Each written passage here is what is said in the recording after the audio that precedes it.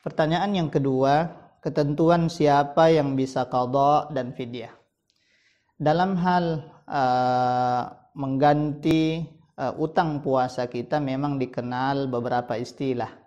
Setidaknya kalau di dalam kitab-kitab fikih misalnya Al-Fiqhul Islamu Adillatuhu karya Syekh Wahbah Az-Zuhaili menggunakan 3 istilah yang sangat berkaitan. Yang pertama adalah qadha puasa, kemudian yang kedua ada fidyah, dan yang ketiga ada kafarah. Qadha itu artinya adalah mengganti puasa pada hari lain di luar bulan Ramadan sebagai pengganti dari puasa yang kita batalkan di bulan Ramadan. Itu adalah qadha. Kemudian fidyah adalah bentuk tebusan atau bentuk pengganti dalam bentuk yang lain, bukan mengganti puasa dengan puasa, tapi diganti dengan yang bersifat sosial dengan memberi makan, it'amu miskin, memberi makan seorang orang miskin. Siapakah yang diwajibkan untuk mengqadha?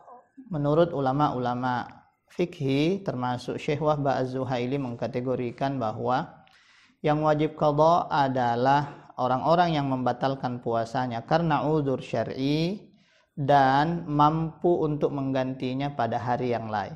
Ya, mampu atau dia sanggup untuk menggantinya pada hari yang lain, dan itu untuk qadha.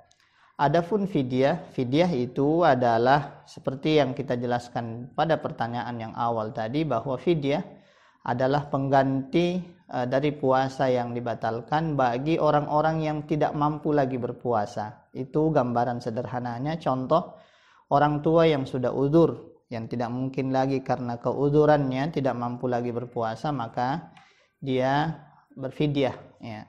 Termasuk orang yang sakit, yang sakitnya itu berkesinambungan, berkelanjutan, dan tidak memungkinkan dia untuk membayar fidyah. Ada satu lagi yang kemudian dikategorikan oleh para ulama masuk dalam kategori yang membayar fidyah bersamaan dengan kewajiban untuk mengqadha. Ya, ada salah satunya adalah ibu yang melahirkan. Ya, ibu yang melahirkan, yang kemudian setelah dia hamil, kemudian sampai melahirkan, puasa Ramadannya dia batalkan sampai kemudian setelah anaknya lahir. Apabila dia kemudian selesai melahirkan, maka kemudian dia mengganti puasa yang dia tinggalkan. Oke, itu untuk pertanyaan yang kedua.